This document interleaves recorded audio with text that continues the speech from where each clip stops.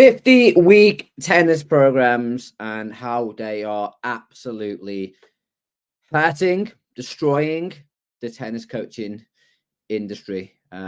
Welcome. It's Friday. My name's Steve Whelan, and welcome to mytenniscoach.com. We are live, as always, on Facebook, YouTube, and recording on Spotify. And you probably hear from my voice, I'm full of cold. And today I want to discuss 50-week tennis programs. We're going to touch upon coaches' mental health and coach well-being as well, which I think is really important because I've had a really tough week this week. I'm really tired. I'm really run down. It's coming to the end of the first term of the year. So we've sort of run our terms here in the UK. We have three main terms. January to April is term one. We have a little break in the middle, half term, which is only a few weeks back.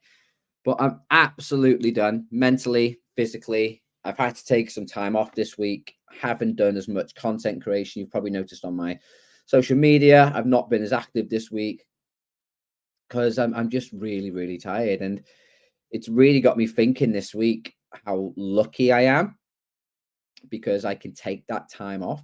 Like there's no pressure on me to do social media posts. I've done my coaching commitments this week, but now being a coach developer, I only coach possibly part-time, 20, 25 hours at a push each week. I'm not grinding out 40 hours a week. To be honest, most of my coaching now, because it's with competitive players, it's mainly between 4 and 8. So it's not like I'm working all day doing schools, ladies mornings, coffee mornings, stuff like that. So I've been able to take a step back this week and just look after myself a little bit. And that's not always been the case. In the past, I've been a head coach and I've worked 40 hours a week on court, and it really catches up with you. I think what people don't understand is how difficult this job is, being a tennis coach. People, and I'm sure you've had it before, if you're a coach like this, like my friends think my job's the easiest job in the world. They just turn up with a basket of balls and tell kids what to do and stand there and look important. And if you're a coach, you understand that it's not quite that. It's actually really quite taxing physically, especially when you're using the ecological dynamics approach, because I don't basket feed in any of my lessons. I am generally, if it's a one-on-one lesson, I'm hitting for the full hour. We are playing games, we are hitting, we are rallying, we are playing points. If it's a group session, I tend to be walking around and sort of interacting with players and stuff. So I'm constantly on my feet, and it's physically taxing. Obviously, I'm back in the gym over the past 5-6 weeks. So I've now finally recovered from my elbow injury, which I had last year. Trying to get back into shape. So that's putting obviously a physical demand on the body. And plus I'm getting older. I'm not as sort of young as I used to be. So physically, it's a tough job. And people don't appreciate how physical it is. And no matter what level you're playing with, people think like, oh, it's only really physical if you're hitting with like pro players or high performance players. But the truth of the matter is those coaches, they don't generally hit in because they're not normally the level of the pro player. So they normally get another pro player in and they coach on the side. So believe it or not, the lower down, if you want to say the lower down, the food chain, if you want to go towards grassroots, the more active you are as a coach. Like I said, I'm quite a fortunate position because I have other revenue streams, because I do the coach education, the online stuff. Like I can just be quite picky what programs I pick on. And that got me thinking about the 50-week tennis programs.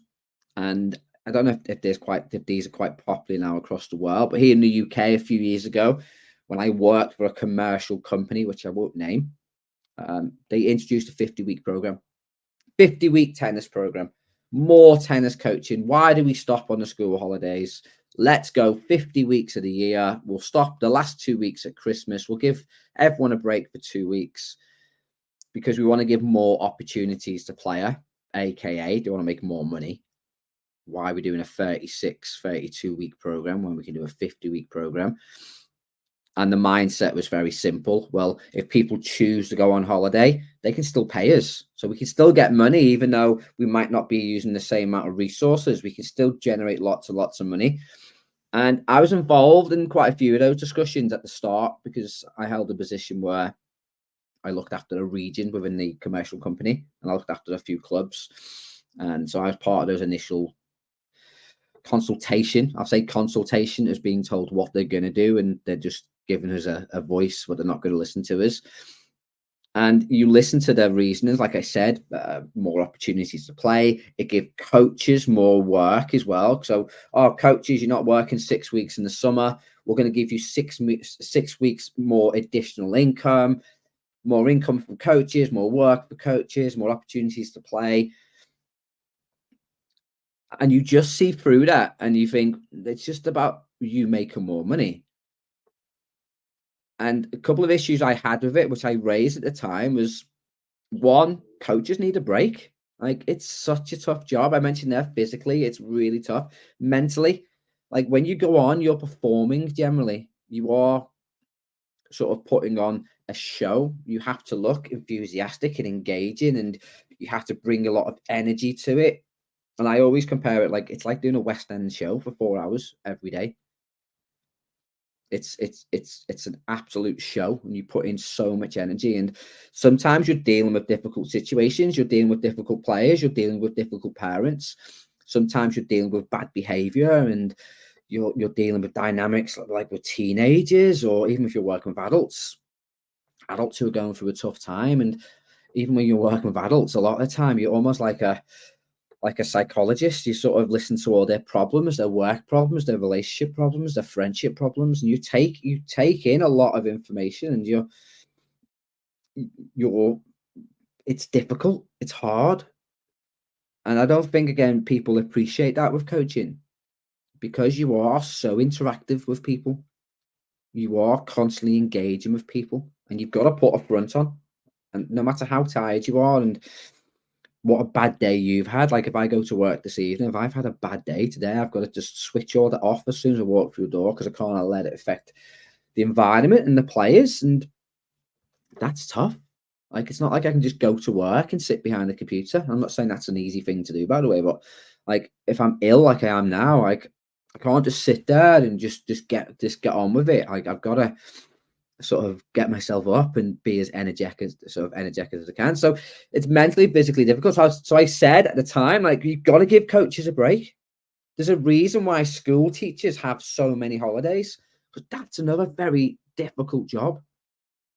Probably more difficult than coaching, because you've got these kids from 9 till 3, the same kids in primary school day in, day out. Even more difficult with high schools. You've got teenagers, and a wide range of teenagers, and there's loads of dynamics going on there as well. Like, there's a reason why teachers get a lot of holidays.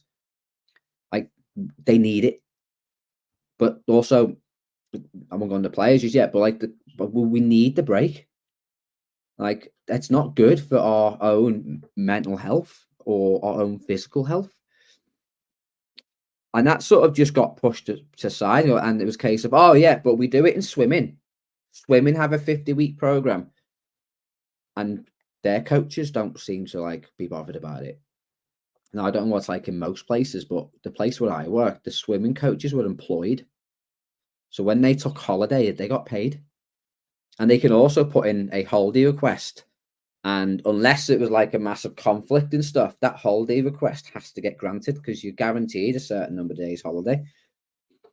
Tennis coaches are self-employed. You don't work, you don't get paid. And what's the kicker is, like, if I'm a self-employed coach working on a 50-week program, I might say to my head coach, oh, I'm not available for 2 weeks in August because we're going on a family holiday. They turn around and say to you, okay, well, you need to sort cover out then. It's your responsibility. What? How is it my responsibility?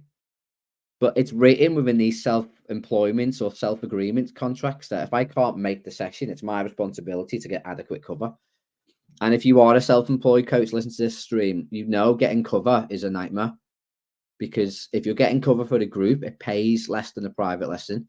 You've also got your own stuff to worry about, and you've got your own lessons, you've got your own family, you've got your own time. And if you are available, it's probably a day off and you're working 6 days a week. So it's impossible to get cover.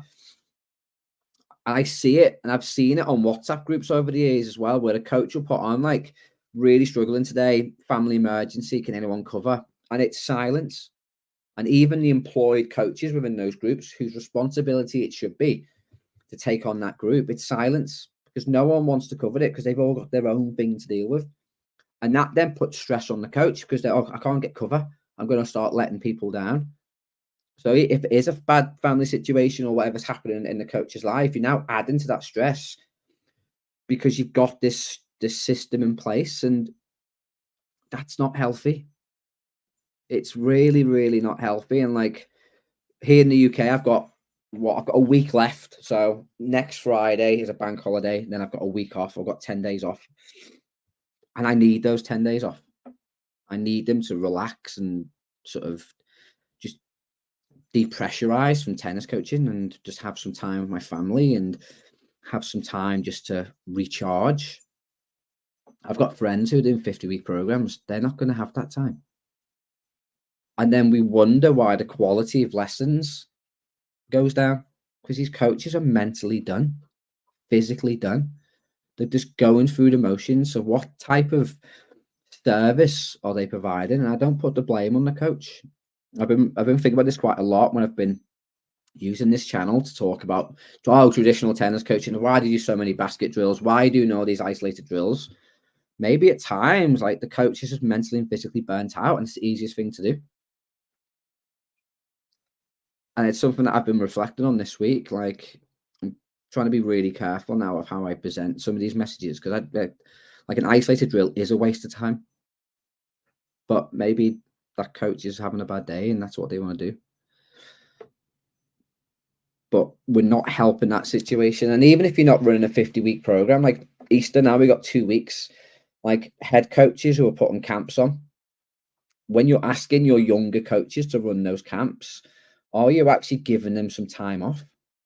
But I guarantee the head coach won't be running those camps. I've been that head coach. You get people to work for you. You make money while you're not working. But are you looking after their mental health?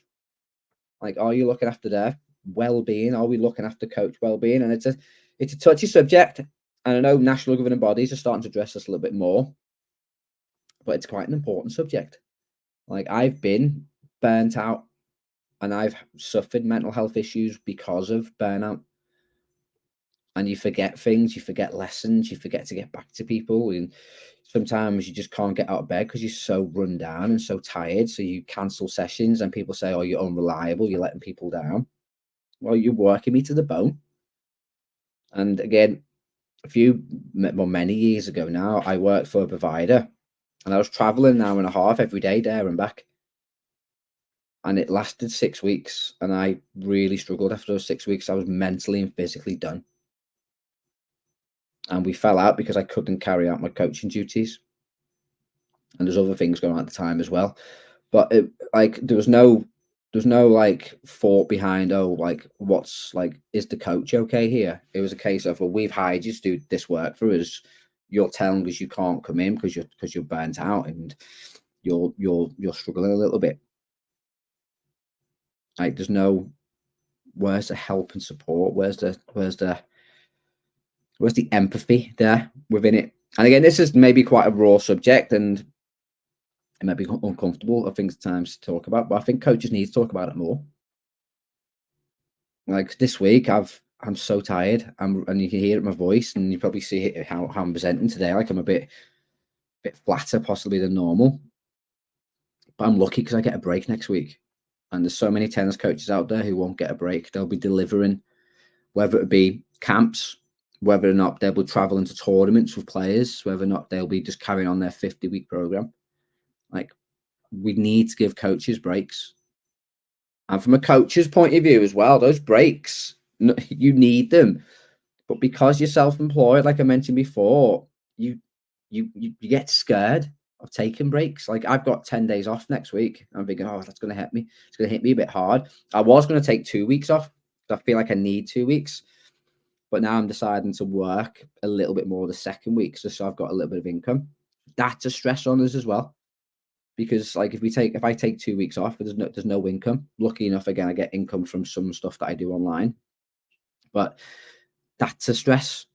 So you take the 2 weeks off, and I always remember being a young coach, like, January was the worst because you take 3 weeks off in December, and then you've got no income in January. You spend it all and blow it all over Christmas parties and going out with your mates when you're younger, and you get to January and you've got no money, so then you start running up debt, and that just adds more stress. And if you work in an outdoor club, you've got the weather to contend with and stuff. And between January and April, sort of now time, it's a really tough time for a tennis coach. But none of that's taken into consideration. And I think tennis clubs, commercial clubs, like they all look at the numbers. We need numbers, we need members, we need income from the groups. They don't have any idea how difficult a job a tennis coach is. And it's scary. And I think that's why a lot of people don't get into coaching, because it's hard, it's tough. You work antisocial hours, you generally work 7 days a week. For the first, I don't know, I think I worked 7 days a week for the first 10, 12 years of my coaching life. Because you have to, because you need to get the income. Like Saturday and Sunday, you're your biggest earners. You're not generally working in the day, so you've got to work every evening to sort of get towards that 30, 35 hours a week work to make a decent living. So you're working 7 days a week. And again, it goes back to what I said before, that then has a knock-on impact on the quality of your lessons, which then has a knock-on effect on the players, which then has a knock-on effect on the club or commercial centre you're working for. And I just don't think clubs understand it. Commercial centres understand it. And then going back to what I was saying before about the commercial centre, when we have this quote-unquote consultation, I said it's not good for the players either. Like, the players need a break. Like, they need a break just to go off and be kids. They need like school holidays and stuff. And again, swimming kept getting pushed at me, saying, yeah, but the swimming coaches haven't got an issue. I said, well, they're all employed and they can ask for holiday and stuff like that. Yeah, but the swimming program, we don't lose numbers. And that's a completely different kettle of fish, pardon the pun with the water. But like swimming, you've got smaller numbers. For one, you've got a smaller resource. So your supply and demand is so much higher. Plus also the perception of parents is swimming is a life skill. Tennis isn't a life skill. Well, even though it is, it's probably more of a life skill than swimming. But parents' perception is swimming is really important. So we don't want to lose our place. Parents aren't that bothered with losing a tennis place. So every club, when I was working at the commercial centre, our program went from like 240 kids a week to 76, almost overnight. Because parents were like, well, I'm not paying the money. If I'm not going to be here for, I can't remember what it was now, 10, 12 weeks of the year, I'm not going to pay for 10, 12 weeks. I'm not going to use. Like, we enjoy tennis, but it's not that important to us here. Like, so, yeah, we'd rather go and do something else, like something that's not such a big commitment. I always remember my general manager at the time, when he was trying to talk to a parent, he was saying, well, it's like my Sky TV. Like, if I'm on holiday, I still pay for Sky TV. And that, to me, just summed up the whole mindset of, oh yeah, but you still pay for something even though you don't use it. Like, it happens in all walks of life. It's not the same. Like, you have tennis lesson once a week. You're watching Sky for, depends on your family, 20, 30 hours a week. So you're getting the value. So you see the value in it. So to me, again, just the mindset of, well, ultimately, I want your money, even though you're not going to be using it. And like, what happened as well, just again reflecting, I know it still happens now, like when you get to the summer holidays, a lot of people will cancel the direct debit or whatever the system is, and then what you're left is like groups of 1 or 2 players, which you think, oh, it was amazing, but like, you go to a group lesson to interact with other kids. You don't go for the private lesson. And some parents love it. Oh my God, I'm getting a private lesson for 6, 7 quid. Oh my God, it's amazing. This commercial centre I work for pay the coaches per child. Or I used to work for, pay the coaches per child. So if there's only 1 or 2 kids on, they're making less than minimum wage. So therefore, where's the motivation there? But and I remember going back to the same meeting, and maybe it was 12 months later. So they brought it in, they had the consultation, even though everyone in the room was against it, coaching wise, from a coach's point of view, they went with it. And I remember being there the year after in the meeting, and they said that they made, I'm not going to disclose how much they made, but they made a lot of money. more, even though their numbers tanked. Their numbers, I'm again not going to mention numbers, but their numbers tanked. And they were so happy because they made more money. And the other knock-on effect on those 50-week programs as well is no coach wants to do it. No experienced coach wants to do it. And like, I've been offered hours on a 50-week program. And like, I've got no ego. I don't mind coaching reds, oranges, tots, adults, no matter the level. Even though I tend to work with competitive players, like if I've got free time, I don't mind coaching because I like coaching. But as soon as I say, oh, it's a 50-week program, it's a no, because I want time off. I want time with my family. And I don't want the hassle of trying to find replacements and trying to find staff to cover these sessions either. So my internet dropped a little bit there. But yeah, I don't want the hassle. But again, because I have other revenue streams, I do other work within tennis, like I can turn around and say no. But then you've got these young, inexperienced coaches who are desperate for work, desperate for opportunities doing these sessions. And again, all the best will in the world, like, and the enthusiasm of these younger coaches, but they're not bringing the quality that an experienced coach would. And that then has a knock-on effect on player development. They're not even getting mentoring with experienced coaches because the experienced coaches aren't working in those programs. And it happened with that company I worked for, all your experienced coaches went because they weren't ready to, they weren't prepared to work a 50-week program. And the response from the company was, well, we'll just get lower qualified staff in there. One, it's cheaper for us, therefore more money. Hey. But then it's like, but the impact on the player is going to be seen, because if the quality is not there, you're going to lose your retention. So therefore, our participation numbers are going to drop. And ultimately, that's why I left that company, because ethically it didn't just sit right with me, and they weren't doing it for the right reasons, despite what they said in terms of more participation and more opportunities for coaches to work. So I think it is important. I know I'm rambling on a little bit here, but I think it's something that coaches need to stand up against. And even this morning, I had to say no to something this morning. So I got asked to do a role and to help out with a team. I had to say no. And I feel really bad saying no, and I had to sit on it for a day or two because I really want to think about it. And yes, is it a huge time commitment? No. But is it going to add more stress trying to get teams out, trying to liaise with the club to get courts, liaise with other captains, like all these things with all the stuff that I've got going on anyway? Like, I have to say no. Like, in the back of your head, like, well, you're letting people down. Everyone else is doing it, but you're not doing it. Are they going to look at you and go, oh, he's not a team player? And I was just honest in the email saying, like, I can't do it because, like, I've got so much going on. Like, you may think it's a small commitment, but when you've got another 10 plates spinning and you're adding an 11th plate, one's going to smash, something's going to fall off somewhere. So thanks for the invite, for doing it, but it's just not for me at this moment in time. And like, I get it because I've been a head coach. I've been a rackets manager. I've been a regional coordinator, looked after multiple clubs. I know how difficult it is to get stuff out there as well and get people to do things, especially when you're working with self-employed people. But I think you've got to respect the self-employed element of it.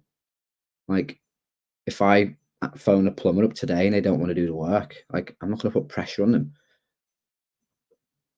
It's also my opportunity to use that plumber. Sorry, my internet keeps dropping. But yeah, so like, if people do say no, and if you've got coaches and they're saying, you know what, I don't want to do a camp next week because I just want to have some time off, like, just be wary. Like, they probably do need like some time off. And I listened to a great podcast the other day about coach welfare. It was a different sport, and they were saying that they have coach check-ins. Like, how often do you check in with the coaches? Like, how's things going? Anything we can help with? How's your day today? Like, I don't see it a lot, and I work within a big coaching team. I don't see it a lot. Like, how's that parent? That's a difficult parent to deal with. Can you have any help? Do you want anyone to talk to? Do you want to throw some ideas around? And to be honest, it's one of the reasons why I set up the My Tennis Coach Academy, to have a community of coaches. Sorry, my dog's in the way. To have a community of coaches where we can share problems and ideas, because tennis is a very lonely world. And I'm a great believer that we're all going through the same problems. Things like cover, things like burnout, things like creative, I need new ideas. We need all this stuff, and we don't talk to each other. And again, I'm quite lucky because I work within a team.